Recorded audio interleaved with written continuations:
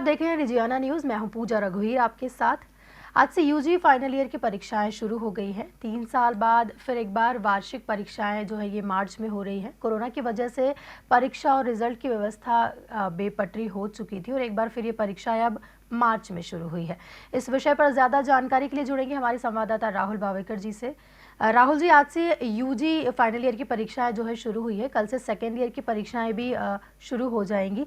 कितने विद्यार्थी इस परीक्षा में शामिल होंगे और कितने सत्रों में ये परीक्षाएं होने वाली है? जी बिल्कुल पूजा, काफ़ी महत्वपूर्ण दिन है ये इन बच्चों के लिए जो स्नातक फाइनल ईयर्स में हैं।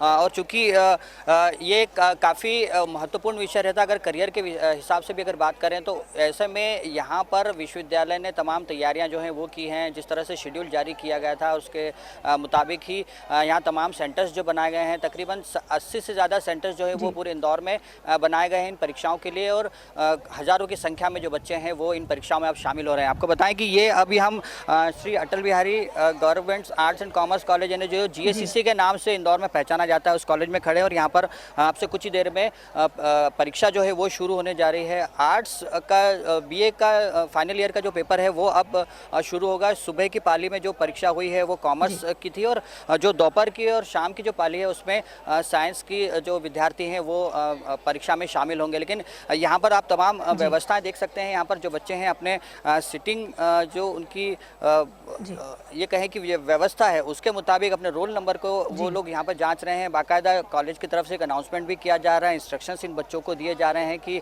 कोई भी ऐसी सामग्री अपने साथ न रखें कि उसमें चीटिंग का केस या फिर नकल के प्रकरण जो है उनके ऊपर दर्ज हों। बैग्स उनको रखने के लिए हिदायत दी जा रही है कि बाकायदा वो एक निर्धारित स्थान पर ही अपना बैग रखें और उसके अलावा इधर उधर कहीं ना रखें। तो इस तरह के तमाम जो तैयारियाँ हैं वो इन सेंटर्स पर की जा रही हैं। इंदौर की अगर बात करें पूजा तो तकरीबन 80 से ज़्यादा सेंटर्स वो है इन परीक्षाओं के लिए बनाए गए हैं। और तमाम जो तैयारियां परीक्षाओं के लिहाज से होती है वो यहाँ पर की गई हैं। उड़न दस्तों का गठन भी यहाँ पर विश्वविद्यालय ने किया हुआ है और बाकायदा जैसे ही परीक्षाएं शुरू हुई हैं ये उड़न दस्ते एक्टिव हुए हैं और बाकायदा किसी भी सेंटर्स पर पहुंचकर आकस्मिक चेकिंग जो है वो इन उड़न दस्तों के द्वारा की जा रही है। काफ़ी सीनियर्स प्रोफेसर जो हैं उनको इन उड़न दस्तों में रखा गया है। कुल मिलाकर ये कहें कि चाक चौबंद व्यवस्था के साथ में देवी अल्लाह विश्वविद्यालय इन फाइनल ईयर्स की परीक्षाओं को संचालित कर रहा है।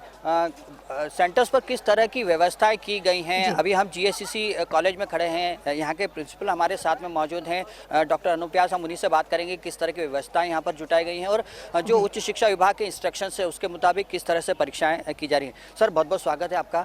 आज से फाइनल ईयर की परीक्षाएं शुरू हो रही है। काफ़ी महत्वपूर्ण एक ये कहें कि पड़ाव होता है एक स्टूडेंट के करियर का। किस तरह से परीक्षाएं जो है वो संचालित की जा रही है? 3 पालियों में परीक्षाएं हो रही हैं। ये श्री अटल बिहारी वाजपेयी शासकीय कला वाणिज्य महाविद्यालय इस प्रदेश का सबसे बड़ा महाविद्यालय इस मायने में है कि यहाँ पर केवल कला और वाणिज्य संकाय है। आज सुबह से बीकॉम फाइनल की परीक्षा हुई जिसमें 1380 छात्र रजिस्टर्ड थे। मात्र 9 छात्र आज एब्सेंट रहे। 1371 छात्रों ने आज परीक्षा दी। व्यवस्था बिल्कुल चाक चौबंद है। पीने के पानी की बिल्कुल व्यवस्था की गई है और छात्र अपना बैग जो सामान लाते हैं मोबाइल वगैरह उसके लिए पृथक से व्यवस्था की गई है। उनको टोकन दिए जा रहे हैं और पूरा टाइम टेबल परीक्षा का बाहर लगा हुआ है। ये पुरानी शिक्षा पद्धति से इस बार अंतिम बार अवसर है विद्यार्थियों को और अभी बीए फाइनल की परीक्षा होने जा रही है और यहाँ पर व्यवस्थाएं काफ़ी सीनियर प्रोफेसर द्वारा ये परीक्षाएं संचालित की जा रही हैं और हम उम्मीद करते हैं कि छात्रों को यहाँ पर छात्र छात्राएं इस परीक्षा में सम्मिलित होकर अपना कैरियर आगे की ओर बढ़ाएंगे। हमारी बहुत बहुत शुभकामनाएं। पूजा, यहाँ पे आपको बताएं जैसे सर ने बताया कि ये इस बार पुरानी शिक्षा पद्धति से जो ईयरली पैटर्न के आधार पर जो परीक्षाएं होती थी उसका ये अंतिम मौका होगा। ऐसे में 2019 के पहले के वो स्टूडेंट्स भी इस परीक्षा में शामिल हो रहे हैं जो किसी कारणों से या तो अपनी डिग्री को कंटिन्यू नहीं कर पाए थे या फिर किसी कारण से उनको अपनी पढ़ाई छोड़ना पड़ी थी। तो ऐसे में बाकायदा उनके लिए 13 तारीख तक, चूँकि आज 15 तारीख है, आज से एग्ज़ाम शुरू हो रहे थे, 13 तारीख तक ये इन बच्चों को ऐसे तमाम बच्चों को अप्लाई करने के लिए, आवेदन करने के लिए छूट दी गई थी, उनके लिए लिंक ओपन की गई थी ताकि ज़्यादा से ज़्यादा जो छात्र हैं जो परीक्षा देने से या तो किसी कारण से वंचित रह गए थे या फिर वो अपनी डिग्री कंप्लीट नहीं कर पाते, तो 2019 के पहले के जो छात्र हैं उनको भी इस परीक्षा में शामिल होने का मौका मिला है। इन्हें इस लिहाज से काफ़ी बड़ी परीक्षा है और ये चूँकि अंतिम मौका है डीएवीवी की तरफ से, तो ऐसे में ज़्यादा से ज़्यादा जो बच्चे हैं वो इस परीक्षा में शामिल हो रहे हैं। सर, गोपनीयता की काफ़ी यहाँ पर ध्यान रखा गया है। सुबह जब पेपर खुले तो उसकी भी बाकायदा वीडियोग्राफी की गई है। परीक्षा की गोपनीयता भंग न हो, क्या उसी का मकसद रहा है? बिल्कुल इसी आशय से यहाँ पर महाविद्यालय द्वारा भंवरकुआं थाने पर पेपर रखे जाते हैं और परीक्षा शुरू होने के आधा घंटा पूर्व वहाँ से लाकर सभी संबंधित कक्षों में उनको पहुँचाया जाता है। इस दौरान यहाँ पर सीसीटीवी कैमरे लगे हुए हैं, पूरी रिकॉर्डिंग होती है, किसी प्रकार से कोई गोपनीयता भंग न हो इसका पूरा ध्यान रखा गया है। सर, जो उड़न दस्ते, अगर हम पूरे इंदौर की बात करें तो बाकायदा डीएवीवी ने कई स्तर पर उड़न दस्ते गठित किए हैं। अब क्या उड़न दस्तों का काम शुरू हो गया है चूँकि परीक्षाएं भी शुरू हो गई हैं? बिल्कुल, उड़न दस्तों का अपना कार्य शुरू हो चुका है। इस महाविद्यालय से ही 6 प्रोफेसर उड़न दस्ते में शामिल हैं, सीनियर प्रोफेसर, और उनके द्वारा जितने सेंटर हैं वहाँ पर आकस्मिक चेकिंग की जा रही है। सर, और अगर हम परीक्षाओं के लिहाज से बात करें, चूँकि फाइनल ईयर का ये अंतिम मौका है, इसके बाद इन जो फाइनल ईयर के बच्चे हैं उनको मौका नहीं मिलने वाला है, उस लिहाज से भी काफ़ी महत्वपूर्ण है परीक्षा। ये इसलिए महत्वपूर्ण है कि कोरोना काल में कई बच्चे अपना डिग्री को कंप्लीट नहीं कर पाए थे, तो ऐसे सारे बच्चों के लिए ये अंतिम अवसर है, इसलिए संख्या उस लिहाज से भी बढ़ गई है।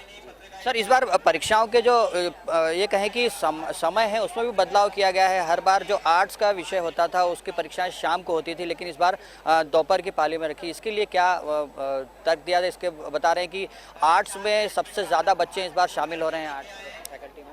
आर्ट्स फैकल्टी में तो शामिल होने वाले बच्चों की संख्या लगातार बढ़ रही है। हम जो ग्राफ देखते हैं उच्च शिक्षा का मध्य प्रदेश में, तो प्रतियोगितात्मक परीक्षाओं में जो आर्ट्स के विषयों का महत्व दिया गया है उस लिहाज से आर्ट्स विषय के प्रति बच्चों का रुझान दिनों दिन बढ़ रहा है। अब ये जो व्यवस्था की गई है कि कॉमर्स सुबह और आर्ट्स और साइंस का विषय परिवर्तन किया गया है, इनको दोपहर में लाया गया है 11 से 2 में, और 3 से 6 की पाली में साइंस विषय को रखा गया है। जी, पूजा, आपको बताएं कि ये जो परीक्षा का समय जो परिवर्तित किया गया उसके पीछे एक सबसे बड़ा रीज़न, जैसे सर ने बताया कि आर्ट्स फैकल्टी की तरफ, आर्ट्स स्ट्रीम की तरफ बच्चों का रुझान काफ़ी ज़्यादा बड़ा है, क्योंकि कई सारे बच्चे पूरे मध्य प्रदेश से इंदौर में आते हैं और कई तरह की प्रतियोगी परीक्षाओं की भी तैयारियाँ करते हैं। तो ऐसे में आर्ट्स विषय लेकर वो अपनी जो नियमित पढ़ाई है वो करते हैं और उसके अलावा प्रतियोगी परीक्षाएँ जो है उसकी तैयारी समानांतर रूप से करते रहते हैं। तो इस वजह से भी आर्ट्स स्ट्रीम की तरफ बच्चों का जो रुझान है वो काफ़ी ज़्यादा बढ़ गया है। और अब चूंकि ये देख सकते हैं कि जो आर्ट्स विषय है उसी के फाइनल ईयर के जो बच्चे हैं वो अब यहाँ पर परीक्षा देने के लिए पहुँचे हैं और काफ़ी व्यापक तैयारियों के साथ में, व्यवस्था के साथ में यहाँ पर परीक्षाओं का जो संचालन है वो किया जा रहा है। ख़ास तौर से ये भी बता दें कि जो आर्ट्स स्ट्रीम के जो बच्चे हैं जिनकी संख्या काफ़ी ज़्यादा बढ़ी थी, उनकी तरफ से एक मांग डीएवीवी की तरफ पहुँची थी कि चूँकि उनको आसपास के क्षेत्र से आते हैं और उन्हें जब शाम की पाली में उनका पेपर रहता है तो कई बार बस, ट्रेन की काफ़ी ज़्यादा उनको परेशानी का सामना करना पड़ता है। तो ऐसे में कई महिलाएं, कई युवतियां जो हैं वो आसपास के क्षेत्र से आती हैं, तो ऐसे में उन्हें उनकी परेशानी को देखते हुए डीएवीवी ने इस बार बड़ा एक निर्णय लिया है कि चूँकि आर्ट्स विषय के छात्र छात्राएँ ज़्यादा संख्या में हैं, तो ऐसे में ये जो समय है इसको दोपहर की पाली में किया जाए। 11 बजे से लेकर 2 बजे तक का ये समय रहेगा और उसके बीच में ये परीक्षाएँ संचालित की जाएंगी। हम सर से और बात करेंगे। सर, इस बार जैसे अगर हम पूरे इंदौर की बात करें, कितने केंद्र बनाए गए हैं और किस तरह से, क्या जिस तरह की व्यवस्था यहाँ पर है, सीसीटीवी वहाँ पर भी अनिवार्य किया गया है? उच्च शिक्षा विभाग के निर्देशानुसार सीसीटीवी प्रत्येक परीक्षा केंद्र पर अनिवार्य कर दिया गया है और लगभग 80 सेंटर पर ये परीक्षाएं संचालित की जा रही हैं। और मैं समझता हूँ कि पीने के पानी की व्यवस्था सभी दूर समुचित की गई है। बच्चों को गर्मी का सीज़न है तो ये पीने के पानी की एक बड़ी समस्या होती है। बच्चों के लिए यहाँ पर, जैसे हमारे केंद्र पर हमने पर्याप्त व्यवस्था की है, बच्चों को शुद्ध पानी मिले और इस मौसम में वो अपनी पढ़ाई निर्बाध गति से कर सकें, इसलिए ये व्यवस्थाएं जुटाई गई। सर, सीसीटीवी की बात आपने की है, क्या हर सेंटर्स पर सीसीटीवी को अनिवार्य किया गया है या फिर ये कहें कि कंट्रोल रूम एक बनाया गया है जिसके माध्यम से बच्चों की परीक्षा जो है उसको ध्यान में रखा जाता है? इसमें कॉरिडोर से लगाकर तो जहां परीक्षा केंद्र का जहां परीक्षा की गतिविधियां संचालित होती हैं वहां पर तो सीसीटीवी कैमरे अनिवार्य हैं ही, लेकिन हमने भी हमारे प्रत्येक कक्ष में सीसीटीवी कैमरा लगे ऐसी व्यवस्था लगभग कर दी है। ये केवल गोपनीयता बनाए रखने के लिए या कोई गड़बड़ी ना हो इसके लिए? कोई गड़बड़ी न हो और किसी प्रकार से छात्र नकल न कर सके और शिक्षक भी अपनी ड्यूटी प्रॉपर करे, और ये एक सेंटर से हम सारे रूम का मॉनिटरिंग कर सकें, इस लिहाज से ये सीसीटीवी कैमरे की व्यवस्था की गई है, जो कि एक बहुत अच्छा कदम है। सर, पुलिस सुरक्षा भी यहाँ पर पुलिस के लिए हमने सुरक्षा के लिए पत्र लिख चुके हैं और पुलिस की हमको हमेशा से अच्छा सहयोग मिलता रहा है। तो पूजा, यहाँ पर देख सकते हैं कि चाक चौबंद व्यवस्था के साथ में तमाम तरह की जो ज़रूरी आवश्यकताएं होती हैं, जो व्यवस्थाएं होती हैं, उनके साथ में अब ये परीक्षाओं का संचालन हो रहा है और तकरीबन 1.5 महीने की अवधि में ये परीक्षाएं जो हैं वो संचालित होंगी। और ऐसे में ये जो परीक्षाएं हैं इनको सही तरीके से कहें कि सफल संचालन के लिए DAVV ने काफ़ी ज़्यादा तैयारियाँ की हैं। जो सेंटर्स बनाए गए हैं वहाँ पर उस कॉलेज के जो सेंटर्स बने हैं वहाँ के जो प्रबंधन है वो तमाम व्यवस्थाओं में जुटे हैं। तो ऐसे में अब केवल फोकस ये है कि बच्चे जो हैं वो बिना किसी दबाव के, बिना किसी तनाव के ये परीक्षा दे सकें और अपनी जो डिग्री है, चूँकि डिग्री का अंतिम वर्ष है, तो ऐसे में इस वर्ष में काफ़ी अच्छा परफॉर्म करें और अपनी डिग्री कंप्लीट करें। जी पूजा, डिग्री का वर्ष है, इस वर्ष से जो है बच्चों की डिग्री आएगी। जिस तरह से परीक्षा इस बार समय पर हो रही है, उसी तरह से क्या विश्वविद्यालय प्रशासन ने उत्तर पुस्तिका जांचने का शेड्यूल भी बनाया होगा? क्योंकि इन परीक्षाओं का रिजल्ट जो है अक्सर देर से आने पर छात्र छात्राओं को अगले सत्र में एडमिशन लेने में दिक्कतों का सामना करना पड़ता है। बेशक परीक्षाएं इस वर्ष जो है एकदम सही समय पर हो रही है। बात अगर हम रिज़ल्ट की अभी से करें तो क्या रिज़ल्ट भी इतनी जल्दी आसानी से आ जाएंगे जिससे कि PG में उन्हें एडमिशन लेने में कोई दिक्कतें ना हो? ये सवाल मैं सर से पूछना चाहूँगी। क्या ऐसे कुछ शेड्यूल भी बनाया गया होगा? सर, एक सवाल स्टूडियो से आया है। चूँकि इस बार जो एडमिशन का प्रोसेस है वो तकरीबन नवंबर तक चला है, तो ऐसे में ये जो सत्र है वो थोड़ा सा आगे खसका है। तकरीबन 1.5 से 2 महीना डिले ये परीक्षाएं हो रही हैं। ऐसे में मूल्यांकन के लिए अब क्या व्यवस्था रहेंगी? क्या समय पर मूल्यांकन हो और समय पर इन बच्चों का रिजल्ट जो है वो घोषित करें, ताकि अगले सत्र के लिए, चूँकि अगला सत्र इन लोगों के लिए PG का रहेगा, उसमें भी एडमिशन की प्रोसेस रहेगा, तो ऐसे में क्या मूल्यांकन और जो रिजल्ट है उसके ऊपर भी फोकस कर रहा है DAVV? बिल्कुल फोकस कर रहा है, और चूंकि ये फाइनल ईयर है, इसके पश्चात बच्चों को MBA और दूसरे उनके PG कोर्सेज़ के लिए वहाँ पर एडमिशन की ज़रूरत पड़ती है इस रिज़ल्ट की।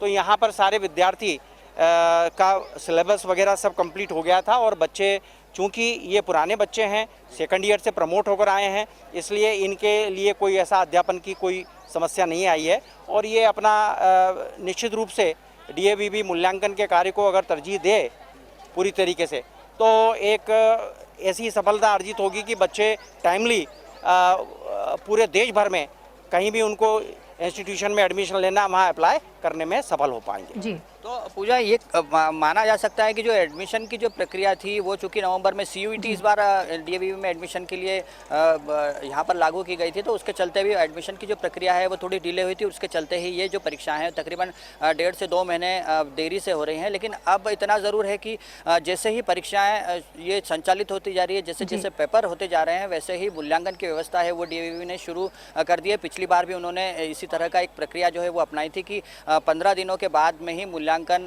कार्य जो है वो शुरू कर दिया था, और 3 चरणों में ये मूल्यांकन कार्य पूरा हुआ था, और उसके बाद रिजल्ट जो हैं वो जल्द से जल्द जारी किए जाएं, इस तरह की व्यवस्था DAVV ने की थी। और बिल्कुल उसी तरह की व्यवस्था इस बार भी की जा रही है कि चूंकि भले ही सत्र डिले हुआ हो, परीक्षाएं देरी से हो रही हों, लेकिन जो रिजल्ट है वो समय पर हो, ताकि ये जो फाइनल ईयर के बच्चे हैं वो जब नेक्स्ट ईयर पोस्ट ग्रेजुएट के लिए जब अप्लाई करेंगे, एडमिशन के लिए जब वो प्रयास शुरू करेंगे, तो वो समय से उनको रिजल्ट भी मिले और उनका जो एडमिशन है वो भी समय पर हो सके। राहुल जी, बहुत बहुत शुक्रिया ये सारी जानकारी हम तक पहुंचाने के लिए। तो जिस तरह से परीक्षाएं जो है इस वर्ष समय पर हो रही है और काफ़ी चाक चौबंद व्यवस्था यहाँ देखी जा रही है। UG सेकेंड ईयर की परीक्षाएं जो है कल से शुरू होंगी और फाइनल ईयर की जो है आज से शुरू हो चुकी हैं। परीक्षाएं समय पर हैं, चाक चौबंद व्यवस्थाएं की गई हैं, जैसा कि हमें राहुल वायकर जी ने बताया। लेकिन जिस तरह से परीक्षाएं टाइम पर है, उसी तरह से रिजल्ट भी समय पर आए, जिससे छात्रों को PG यानी कि अगले सत्र में एडमिशन लेने में कोई दिक्कतें ना हो और जो है अच्छे से उनकी जो शिक्षा संबंधी चीज़ें हैं वो चलती रही, यही कामना हम करते हैं। फिलहाल यहाँ लेंगे एक छोटा सा ब्रेक के उस पार खबरों का सिलसिला जारी रहेगा। देखते रहिए DGRN न्यूज़। नमस्कार।